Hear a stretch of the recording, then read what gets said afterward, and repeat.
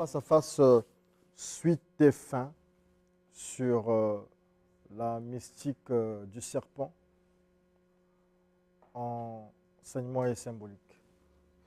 Toujours dans le cadre de notre série Animaux, totems, animaux sacrés.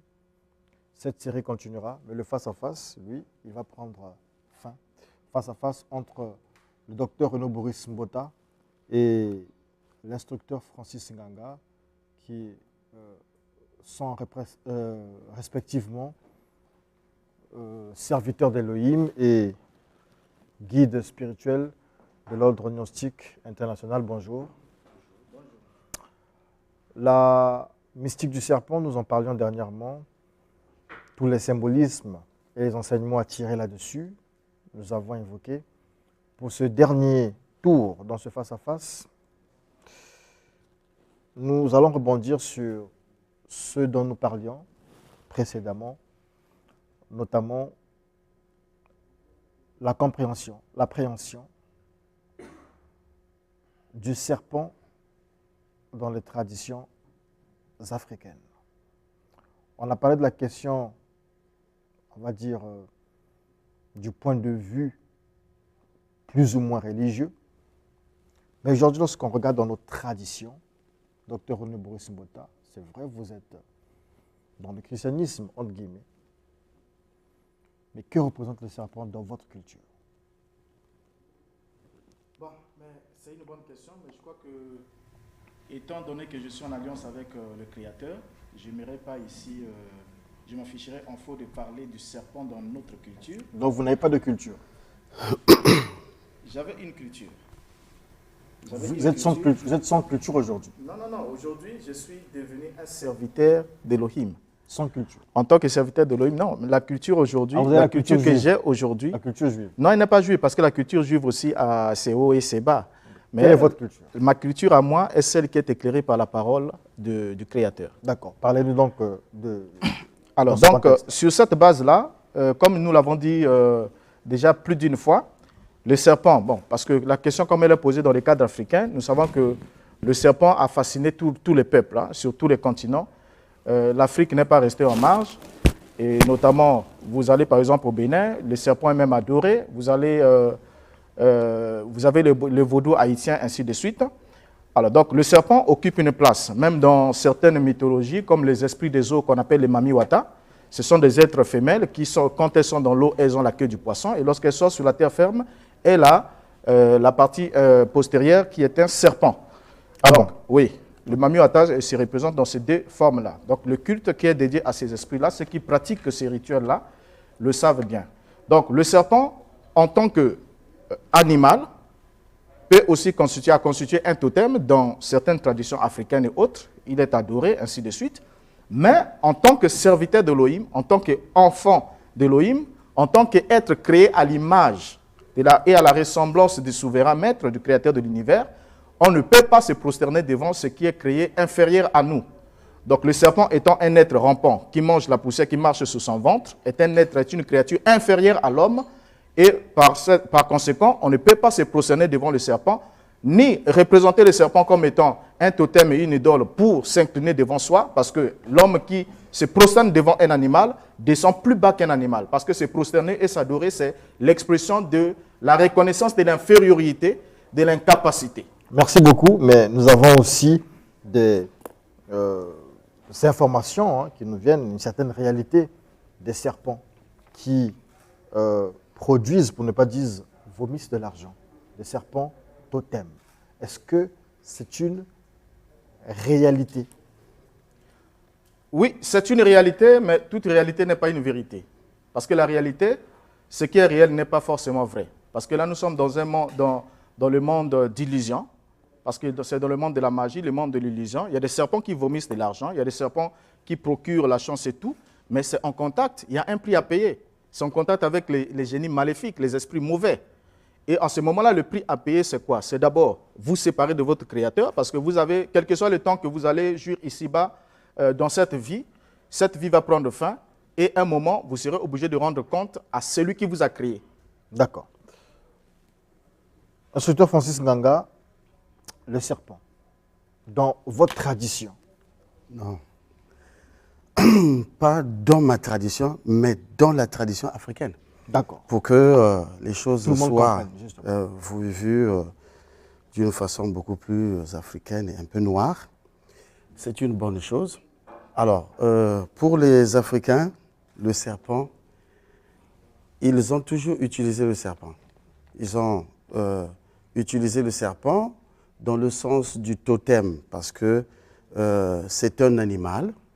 Comme tous les animaux sont totémiques, et comme je le disais dernièrement, à la base de toutes les religions, même s'il peut y avoir des religions qui nous viennent d'ailleurs, mais qui ne coïncident pas avec la réalité, parce qu'en réalité, la vérité en elle-même, la vérité véritablement véridique n'a rien à voir avec ce que nous lisons dans les livres, mais ce que nous expérimentons par nous-mêmes, ce que nous vivons. Notre vécu réel a des rapports avec la vérité en elle-même, et la vérité, elle est dite expérimentale, c'est-à-dire lorsque vous la vivez à ce moment-là, elle devient une vérité même parfois pour vous et pas pour tout le monde. Donc, le serpent dans la réalité africaine est totémique. C'est un animal qui est utilisé comme totem, mais pas seulement dans un but positif. Généralement, on l'a utilisé comme, par exemple, un éclaireur, comme un animal qu'on pouvait envoyer pour aller frapper une personne. Lorsque on voulait punir, par exemple, quelqu'un qui n'avait pas obéi,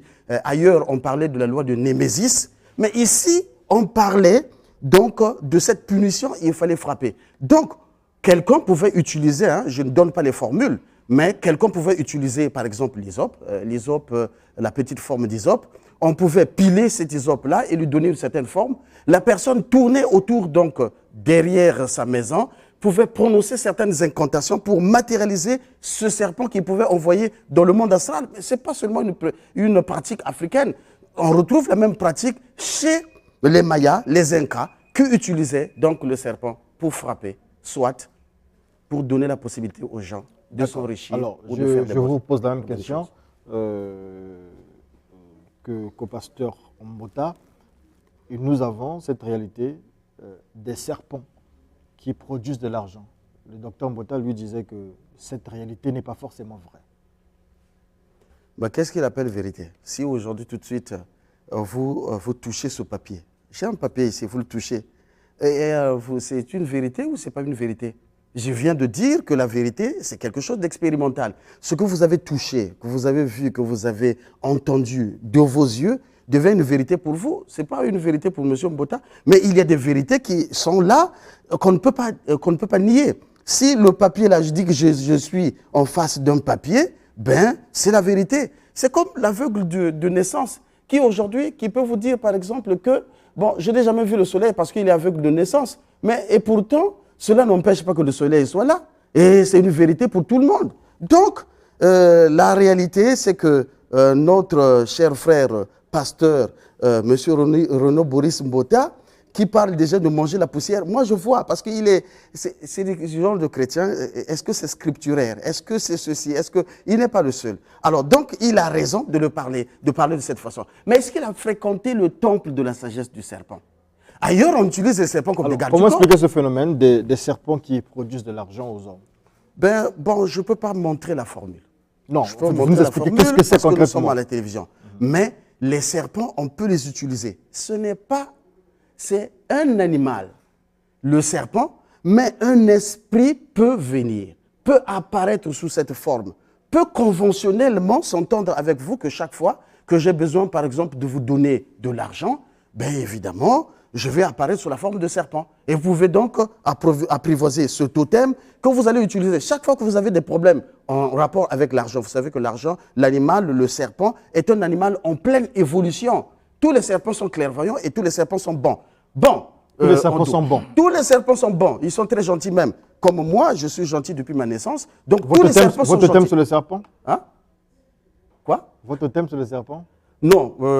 Les gnostiques sont obligés de travailler avec la sagesse du serpent et la sagesse de l'aigle ou de la colombe.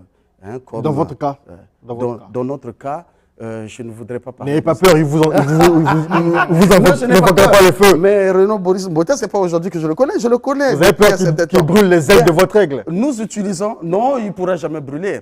nous utilisons le serpent pour certains travaux. Mais lorsqu'il y a une difficulté, quand vous prenez un serpent, par exemple, comme totem, l'unique, alors à ce moment-là, vous êtes très limité. Ça veut dire que le jour où quelqu'un qui connaît la sagesse négative noire du serpent va vous attaquer sous cette forme-là, on vous prend et facilement vous mourrez.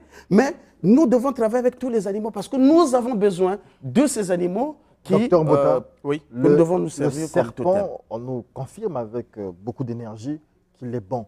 Et dans les précédents face-à-face autour de ce sujet, nous avons démontré que Elohim a utilisé le serpent avec Moïse, le serpent d'airain.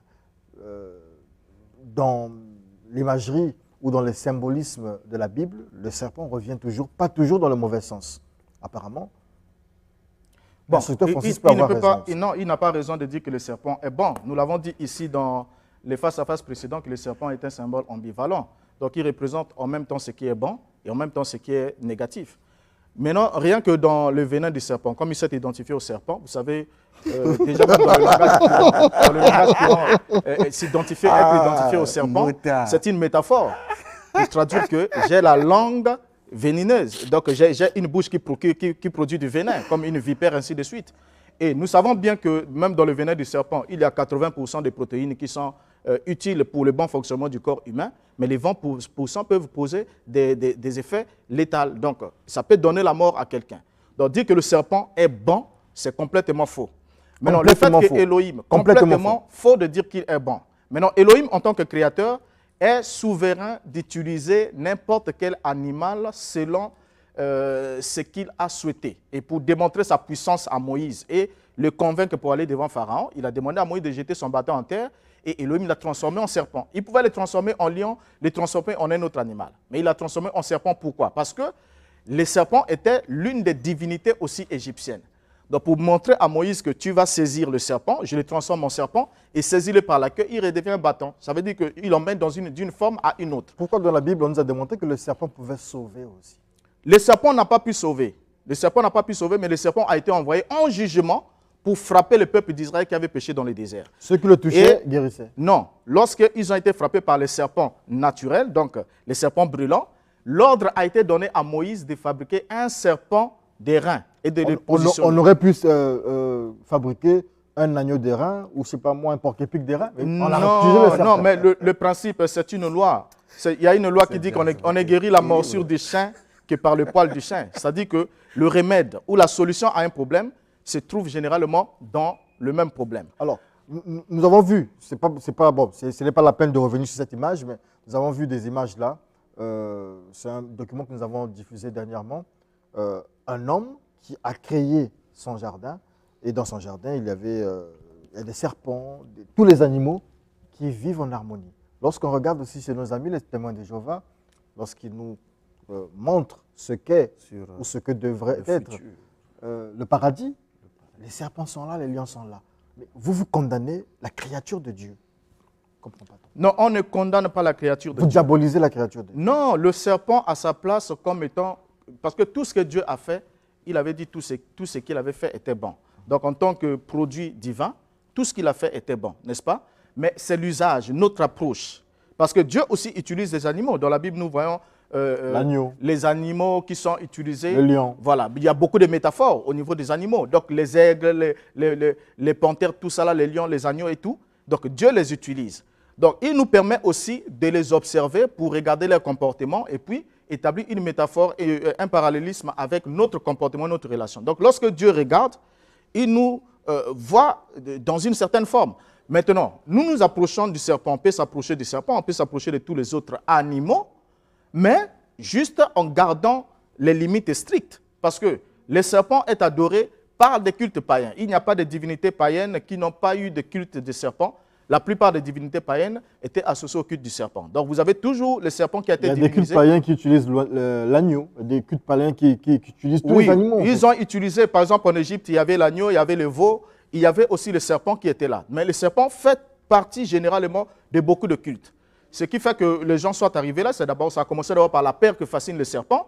Le serpent a mordu, ils ont peur du serpent et de la peur a engendré la vénération. Donc, alors, la peur Jésus est-ce qu'il ne s'identifiait pas au lion lorsqu'il disait « Je suis le lion de la tribu de Juda ». Est-ce que ça n'a pas un esprit, un caractère totémique? Ça, c'est une métaphore.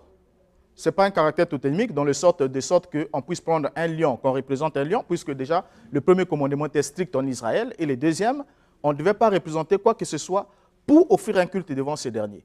Maintenant, dans le type, en tant que mission, dans la mission de la royauté, le lion étant défini depuis bien longtemps comme étant le roi de la jungle, et dans le titre de la royauté, de sa chefferie, il s'identifie comme étant le lion à cause de la bravoure et de la force, parce que le lion est un animal très brave, qui ne recule pas devant les dangers, quelle que soit la taille de l'adversaire, le lion l'affronte. Alors, c'est vrai qu'aujourd'hui, vous avez changé de camp depuis un moment, mais lorsque vous étiez encore avec nos amis du message de la fin, vous aviez pour, on va dire, entre guillemets, totem, l'aigle. L'aigle était partout, vous avez prêché, l'aigle était là au-dessus de vous, derrière vous, représenté.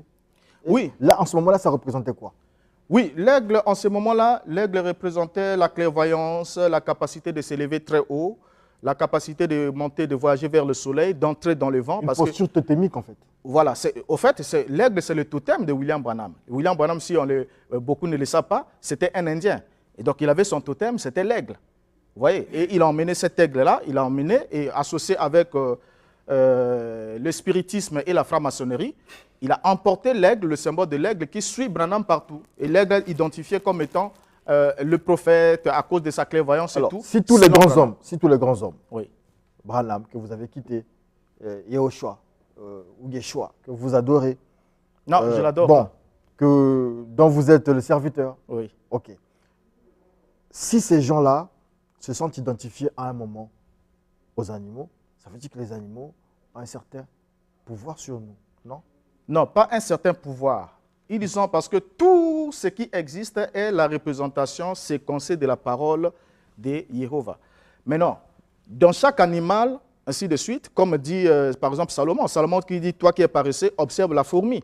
Mais quand il demande d'observer la fourmi, il ne demande pas de les vénérer, mais de voir comment les fourmis s'organisent. Vous voyez? Donc, ce sont des métaphores, donc ça nous permet de regarder, d'observer la nature pour lire quel est le caractère appréciable que nous pouvons retirer de ces êtres-là, de ces créatures-là. Mais cela ne fait pas que nous puissions les utiliser comme totem et en plus les vénérer. D'accord. Francis Nganga, le serpent aujourd'hui, un peu comme tous les autres animaux, ils ont une place dans la spiritualité, dans la vie de l'homme. Ils ont un pouvoir, comme je disais, je posais la question au docteur Renaud Boris Bota. Bon, mon cher serviteur d'Elohim, je ne sais pas quand est-ce qu'il était devenu serviteur d'Elohim, parce que Elohim est dans le ciel. Il avait quand même son bon serviteur qui se présente à Télé Congo. C'est une bonne chose déjà. Ça, c'est bien.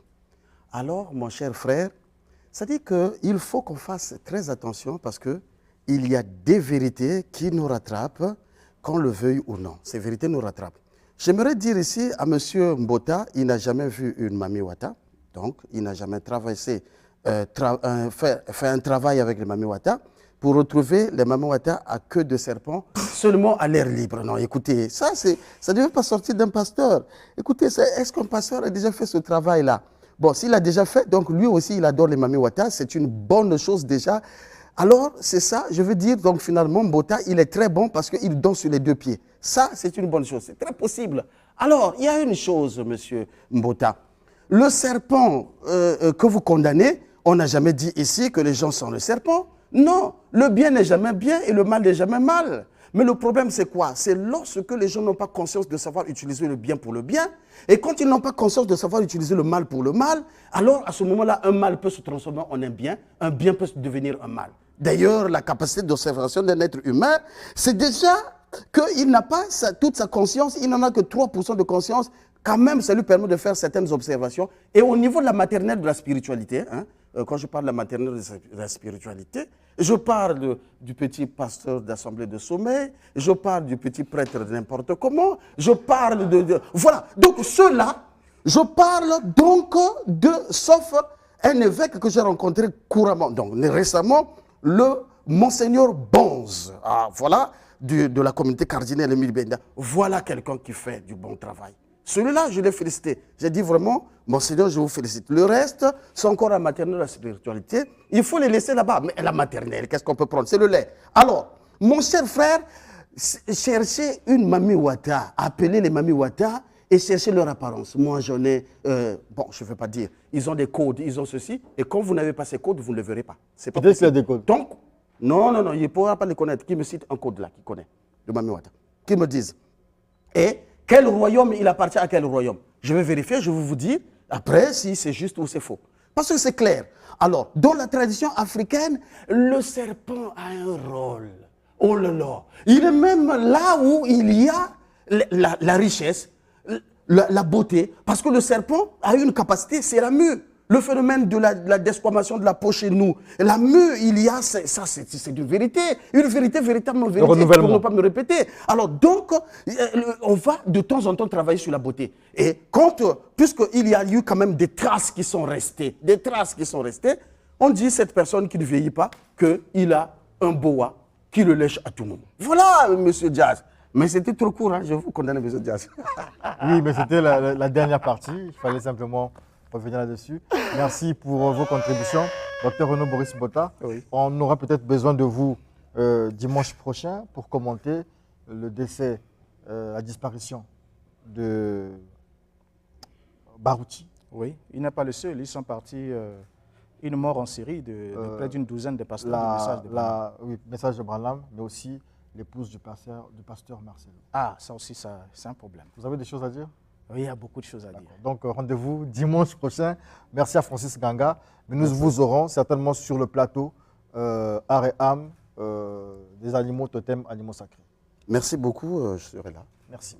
On se retrouve à une prochaine occasion. Donc, retenez que demain lundi, nous nous retrouvons à l'Art PCE pour le lancement, vous êtes d'ailleurs invité, lancement de la Formac 4e édition sur la pratique du journalisme mobile. Et donc, nous allons former des jeunes, mais pas seulement, à partir du baccalauréat. Et donc, c'est une formation gratuite, un cadeau de Télé Congo, avec le soutien de la Maison Russe, de l'Art PCE, du ministère d'Enseignement technique et professionnel, mais aussi un cadeau du peuple du Studio 210 qui nous soutient. Merci beaucoup.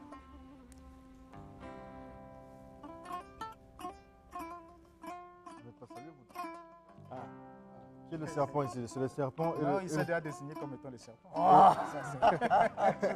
Et vous êtes l'agneau? Je suis l'agneau. Ah, d'accord. Le caractère, le caractère. Le bois peut avaler l'agneau. Oui, il faut qu'il me rencontre, mais j'ai le pouvoir de marcher sur le bois. C'est ça. Merci.